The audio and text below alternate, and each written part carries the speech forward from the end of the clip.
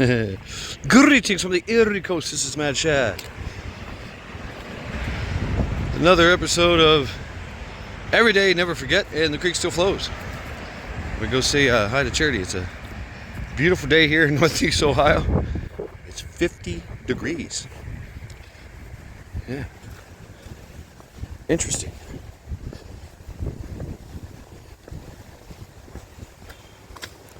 Oh. A little slippery, a little mushy. Everything's a little mushy here. Yeah.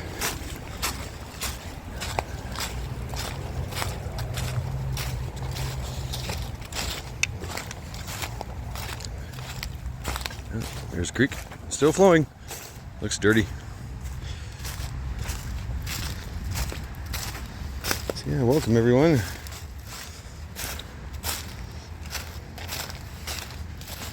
Interesting night last night. I think everyone that showed out. And we all went over to Double Dog Peppers panel live stream, helping him work out the kinks. Me too, getting on a live stream. What? StreamYard or whatever. So I can start doing panels. That's cool. I might play around with that after I get home. After I cook some breakfast. Breakfast in the afternoon. You know? I want some eggs and bacon in my life.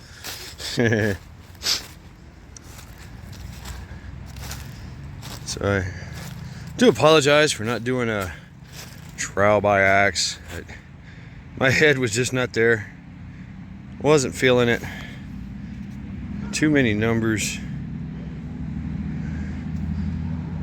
And the creek still flows. There it is. It's kind of murky, cloudy in the dark. There's still some ice on the bank there.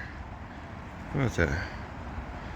Still some ice on the bank. We'll check out the rest of the creek as it wraps around the area, carves its way through the land. Let's go ahead and get the preliminaries out of the way. All right.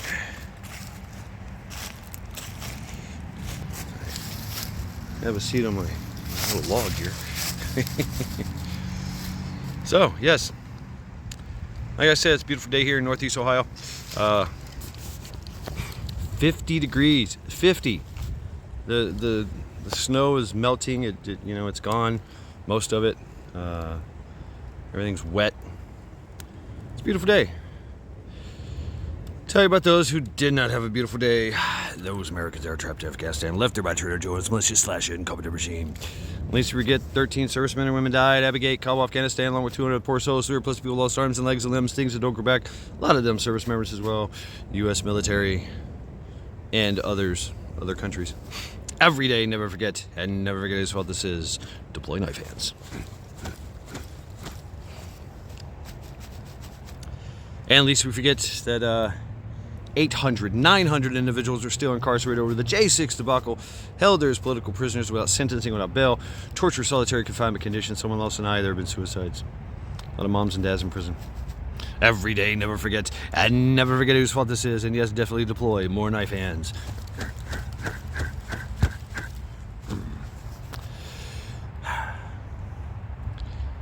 But there's hope. Thousands of people, family, friends, loved ones, charitable organizations, law firms do pro bono work, even some senators, congressmen, representatives, judges, former president and president-elect, and Supreme Court getting into the fray. Oh, I forgot to talk about the Afghanistan. I forgot that. Yeah, there are folks getting them out. Task Force Argo, Task Force Pineapple, Project Exodus, Project Dynamo Christian Coalition, Mighty Oak Foundation. Yeah. Meanwhile, wow. It's an interesting day. Wow. It really is. Yeah.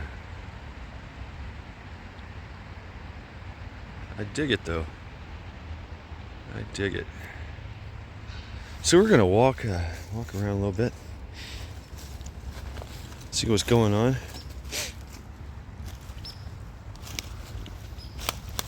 Shit.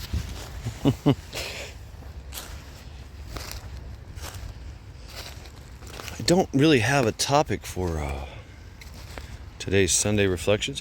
I think I will have a little panel live stream, Sunday panel live stream. I don't know, and so I mean, just because I want to play around with it, I want to see how it works and all that. It's been a while. I've been always apprehensive about things, new things like that. Like, am I gonna fuck this up? Am I gonna get caught up in some shit? Get my identity stolen. Not that anybody want to be my identity. When they get into my identity, I'm like, oh fuck, he owes too much.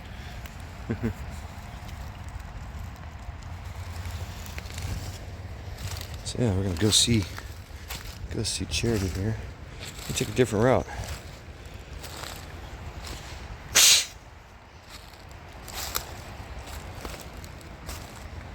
I don't see any deer right now. I don't see any deer hanging out and about. I don't see any yet.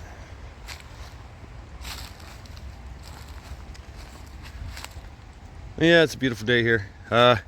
So if you haven't heard, Syria has fallen. Syria has fallen to the countless number of rebels that have taken over the city. And of course, Turkey is there, Russia is there. There is a contingency of about 100 or so U.S. There's a base there. We have a base. 100 or so people, 100 or so U.S. Military in that base. Nobody knows what's going on with that. Nobody knows the threat.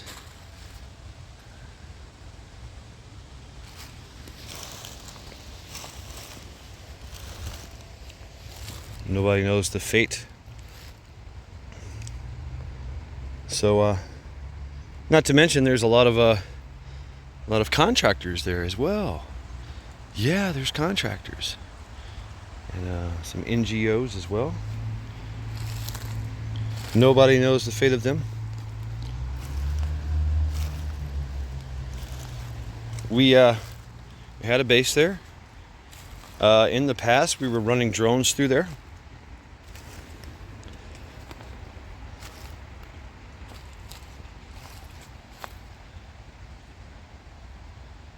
I don't see any deer. I like this, I can walk quietly. Heel to toe, bend at the knees. Hips slightly forward. Nice and slow. Of course, here I am trying to be quiet, and I'm talking.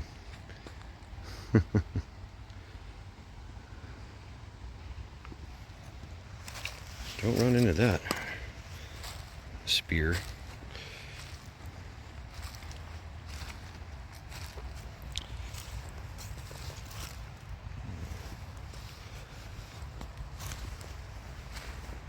So yeah, Syria, and in the midst of all the commotion going on, Israel went ahead and pushed forward to set up a buffer zone in Syria so that they can easily defend their lands, I guess. Syria is going to come out. This is my humble opinion, and the opinion, and of course of others, is that this was highly orchestrated by, of course, the West, the Western countries, the USSA, the CIA, all those folks, all our three-letter agencies, our alphabet organization. Just another notch in their belt, right? the Kurds really got in the way. The Kurds really shined. They took so much land. They took the most land, the most territory. Now, one could say that that territory was not so well defended, and it was open territory, you know. But that's all you need to do is capture key terrain in a territory, and it's yours. Something else very telling is that the I got a lot of this information from S2, from various other countries, or various other channels that have been monitoring the situation. Prepper Now, of course, shout out to Prepper Now. He is always very, very just bam, there it is. Here's what I know. Here's what we know. Here's what we got. Intel, boom. What's in there? But all the warlords, all the military generals, commanders, have all just kind of, it's like they kind of knew that this was going to happen, and maybe they were either complacent in it, or they facilitated it, this takeover of Syria, and now they themselves are kind of commanding area and terrain, going, this is mine now. I am now a warlord. Haha. Interesting. And once again, you know, the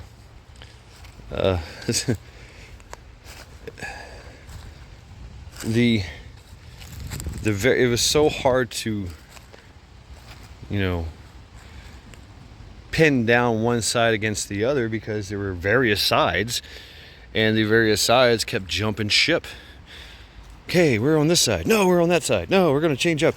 And then, you know, individuals inside those agent or organizations were just like, oh yeah, well, I'm going to go over here. Well, I'm going to go over there. You know, just crazy. Pick a side, stick with it, right? No. Whether it's done by design or it's done by you know, need or necessity, it's kind of hard to tell, but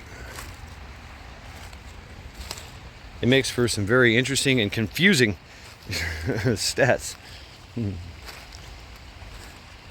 know, we kind of look at war as like a football game or something, which, you know, a football game, a soccer game, a baseball game, all these games, one side pitted against the other, tactics used. I mean, it's you know, it's the same. It's the same as war. It's very similar to war.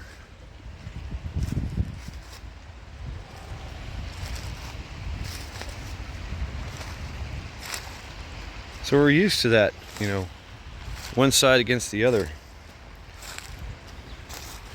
And they constantly change sides of like that. It's very confusing. Like, yeah, fuck. And then they'll disband and reband and rebrand themselves, and it's like, man, what are y'all doing? So yeah, what are the ramifications of this? There's a grand scheme. There's a grand plan. The master plan for the Middle East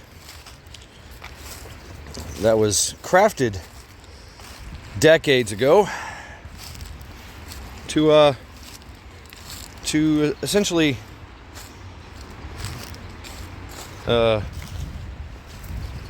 rebrand and take over the Middle East, all of it.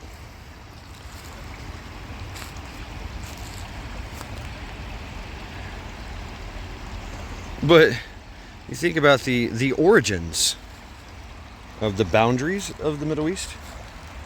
They were set after World War II, drawn up by by the US, by Britain, the Brits carved up after the Allies forces destroyed the Third Reich.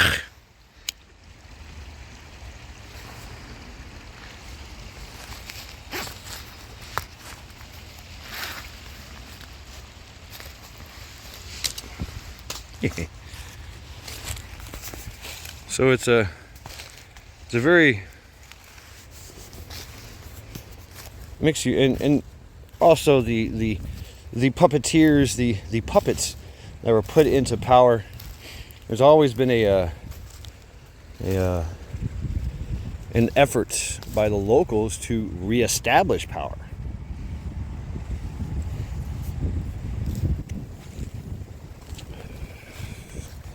And then, of course, other foreign entities like Russia and China and other larger companies, Saudi Arabia, Turkey, India, Palestine, Pakistan.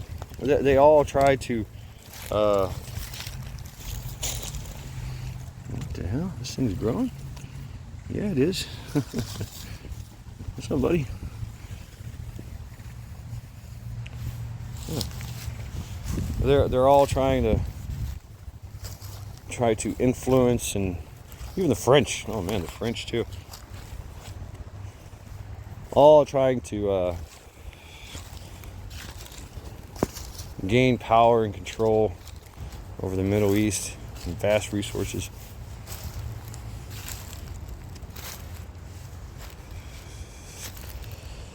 And the power that it wields. You know, here in the United States, and this is basically from my perspective, I'm a woodsman, so to speak. I hate the desert. I don't see the point of living in a desert. There's no water. It's extremely hot. There's nothing there. Cool. Yet, so much people build empire there. Lots and lots of empire. And flourish there. The great empires that came out of the desert, waged war upon us, and power influence.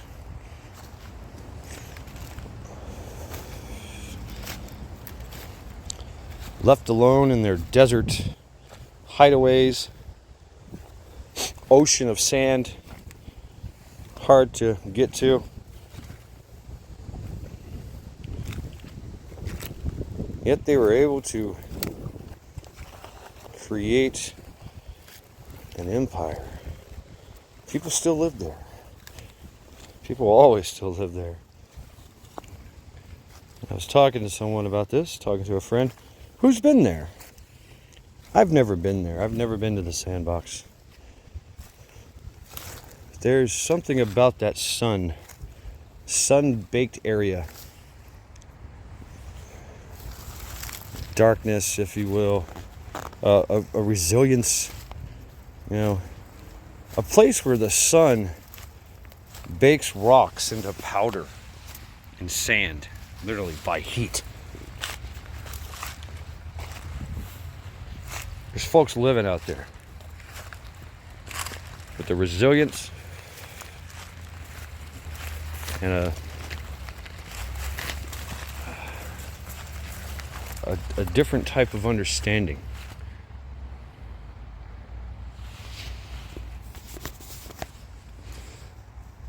It seems very foreign. It is.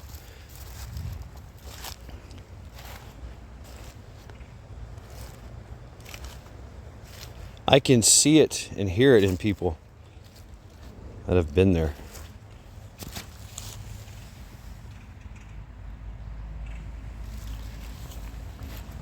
The sun bakes their brain into their soul.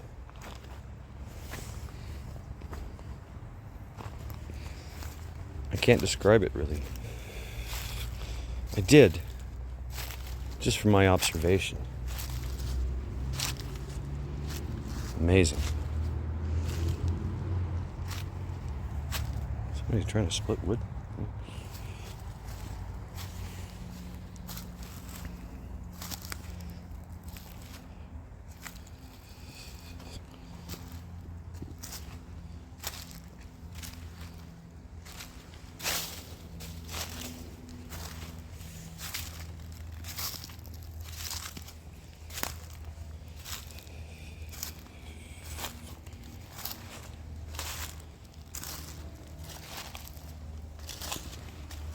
Huh. I tried to make a little oven. Yeah, nice.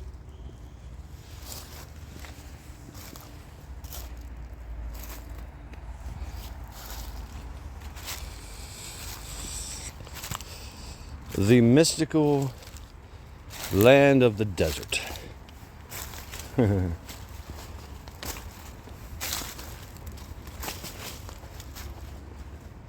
Full of secrets and mysteries, hidden beneath the sand.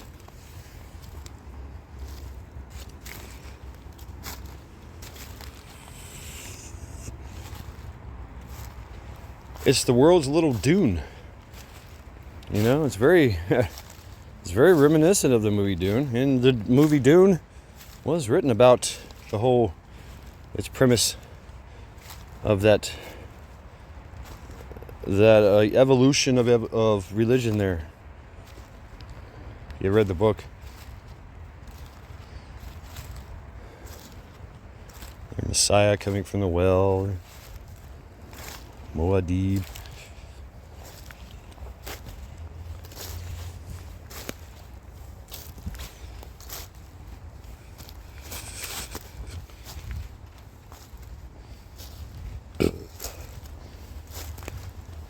How it ultimately took over the universe. And you know, that's their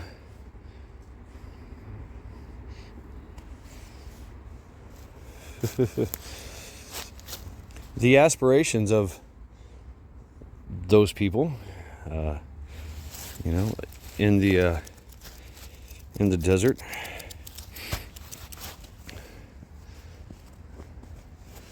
The followers of Muhammad, whatever version of Muhammad they like to follow. Their ultimate goal is world domination, universal domination. It's like their prophecy. We will take over the world. And you think, how can a medieval kind of people accomplish such a task? I don't know.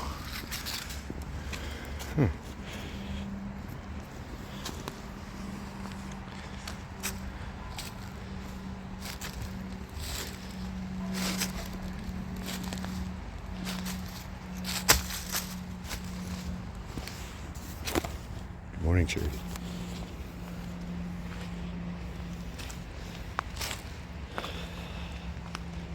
They sure are trying. Or it appears that they're trying. When in all actuality, they're being exploited by the various other forces in the world. That's what we do. That's what everybody does.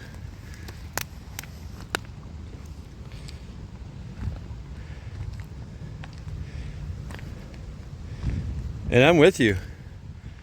We should just leave it all alone. Putting our nose in businesses across the world that really don't have any business doing. Foreign policies but in the past, let me tell you. See you, Charity. In the past, it was looked upon as we do these things now to destabilize and control so that we don't have that threat later on down the road. But that effort gets taken hostage, gets hijacked throughout the years and the decades, and that terror gets imported into our country. The influence grows stronger. The creek still flows, a little murky.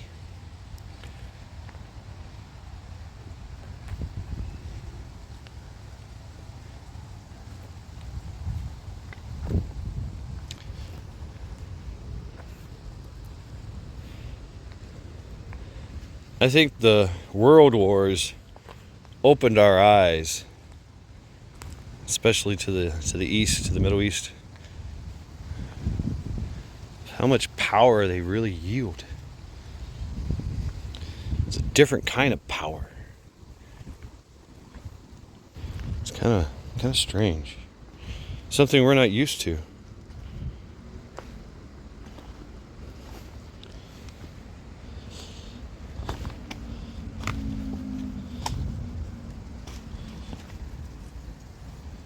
Power and influence of the desert.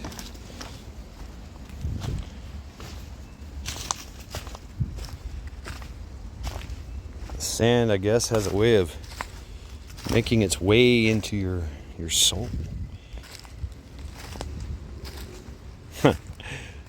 Marine Corps, the sand in your clit.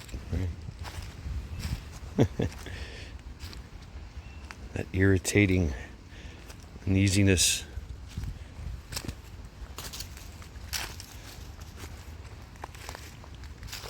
Quiet doom spreads across the land and the people and the universe.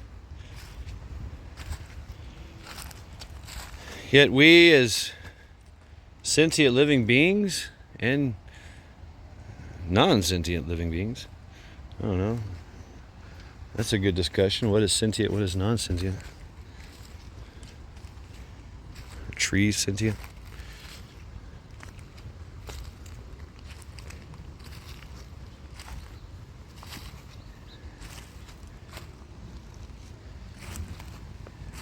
It is life that is just that defiant voice towards the quiet doom of the universe. We are here, we are alive, and we continue to fight to stay alive, to grow, to procreate.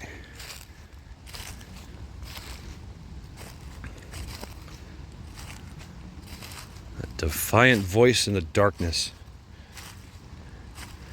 So you look around, man, there's nothing. Nothing past our atmosphere resembling any type of life, any type of empire. Johnny Cash, right? My empire of dirt. There's a quiet doom that settles across the universe.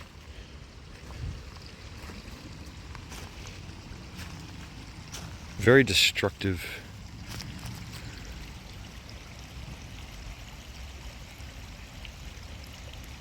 Void of life. There's movement. There's things that happen. Cause and effect. Right? There's no life to speak of like this planet.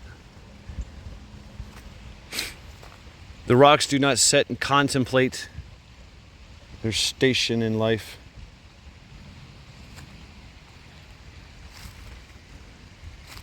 Mountain volcanoes, they move and erupt. Nothing ever truly grows from it.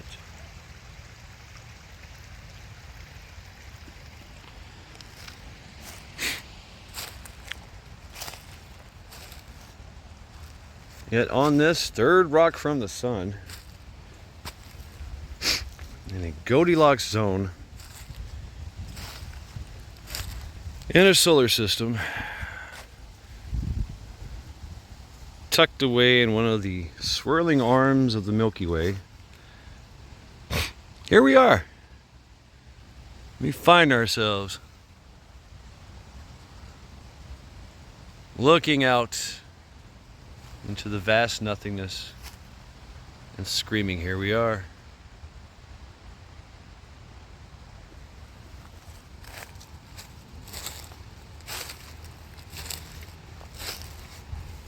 And we're coming. We're already started. We've already started to send probes out to see what's out there, to try to find life, try to find places that we can go and explore, settle. The grass is always greener, right? There's no grass on Mars. There's no grass on Uranus. I don't know. Some of y'all need to shave. There's definitely grass on mine. If hair on my ass to weave an Indian blanket. Oh, shout out to Roy D. Mercer. Comedian.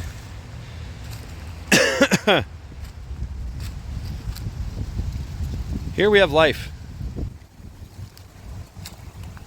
In a very defiant place.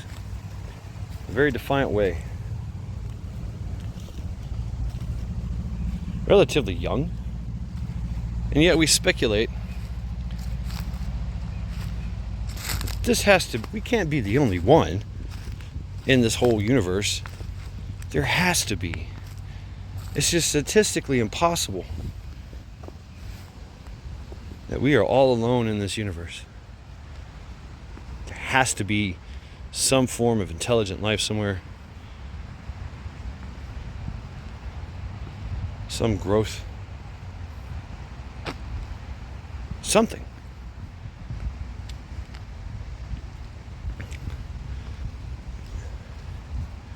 And it's like finding a needle in a haystack. It really is. I think the desert is a microcosm of that.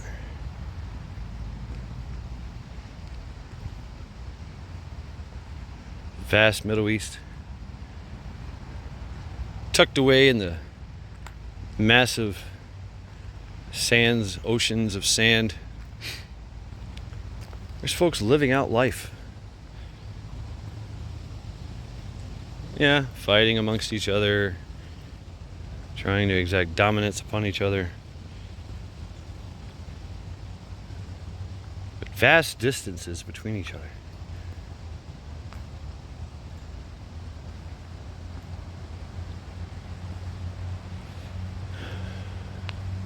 I think it's the same for the universe.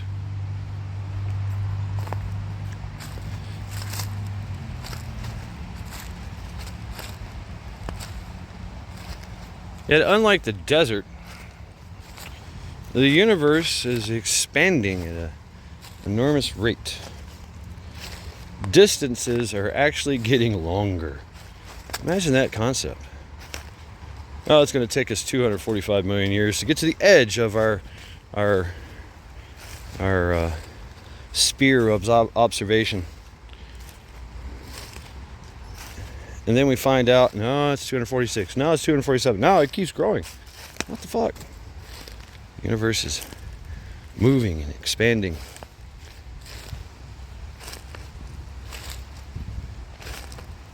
From our just little place on the rock,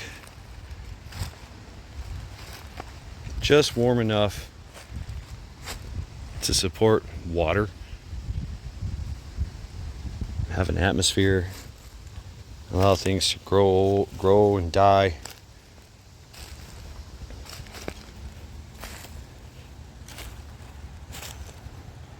You can continue on this recycling cycle. Life and death, life and death, life and death. Consumption and waste, consumption and waste. here we are. That's kind of what I'm thinking about. Kind of where I'm going with this whole reflections. It's a big, big mystery. Extremely big. And we've yet to even figure out what the fuck's going on our planet. So many things that we find and explore and can't understand.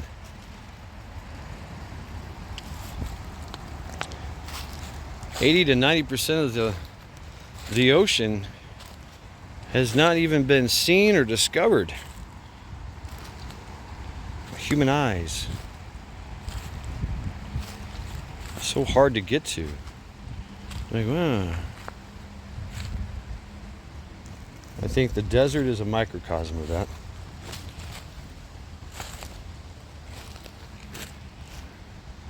And I think that's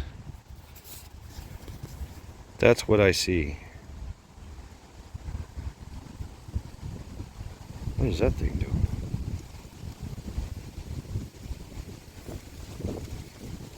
Did y'all see that little yellow box come up on my shit?